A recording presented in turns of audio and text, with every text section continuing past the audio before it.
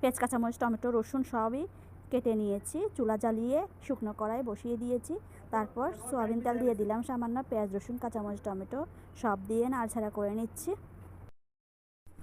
কিছুক্ষণ নেড়ে ছেড়ে নিয়ে একটু ভাজা ভাজা হয়ে এলে আরও কিছু গোটা রসুন দিয়ে দিলাম।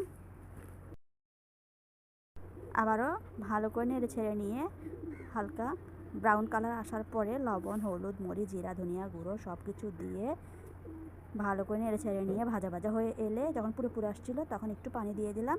তারপর কিছুক্ষণ ঢেকে রেখে কষিয়ে নিলাম।